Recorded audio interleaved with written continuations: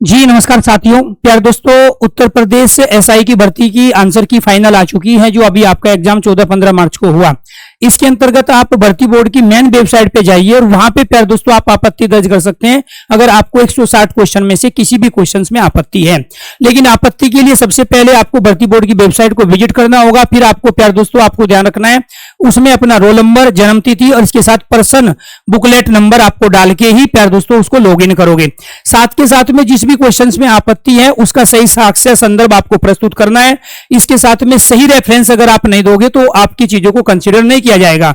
लेकिन इससे पहले आपके लिए जरूरी है कि जिस भी क्वेश्चंस में आपको आपत्ति है उसके अंतर्गत आप दिए गए सब्जेक्ट टीचर से प्यारे दोस्तों आप कंसल्ट करो, और जिस भी सब्जेक्ट टीचर को अच्छी खासी नॉलेज है वो सही रेफरेंस, सही संदर्भ दे सकता है पर्टिकुलर क्वेश्चंस के आंसर का, तभी वो प्यारे दोस्तों आपकी चीजें स्वीकार होगी। हार्ड कॉपी के रूप में आपको कुछ भी जमा नहीं करना है, सब कुछ आपको प्यारे दोस्तों ऑनलाइन ही भर्ती बोर्ड की वेबसाइट पर ही अपलोड करना है।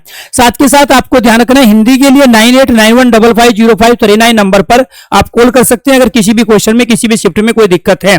तो आपको ये ध्यान रखना है, एक शिफ्ट में 40 क्वेश्चन आए हैं, 160 क्वेश्चन आपके हैं। 160 क्वेश्चन जो हिंदी के 4 अलग शिफ्ट में आएंगे। कोई भी दिक्कत है तो आपत्ति दर्ज करने से पहले इस नंबर पे आप कांटेक्ट करेंगे ताकि मैं उसका सही रेफरेंस आपको बता पाऊं।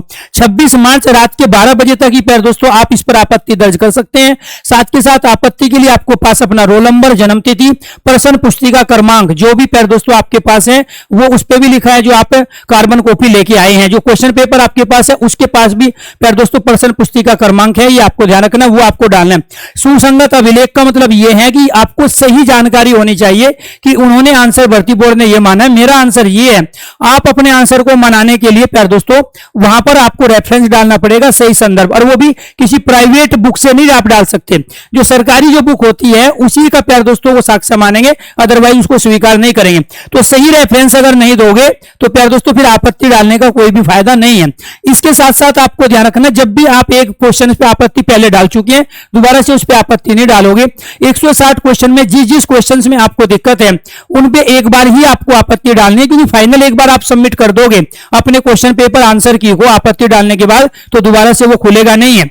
इसीलिए आपसे ये सुझाव मैं देता हूं कि सही तरीके से सोच समझकर टीचरों से कंसल्ट करके ही आप आपत्ति डालें, ताकि आपके जो क्वेश्चन है जिस पे आपको डाउट हो रहा है वो सही आंसर उसका मिल जाए आपको और आपका स्कोर में इजाफा हो। धन्यवाद।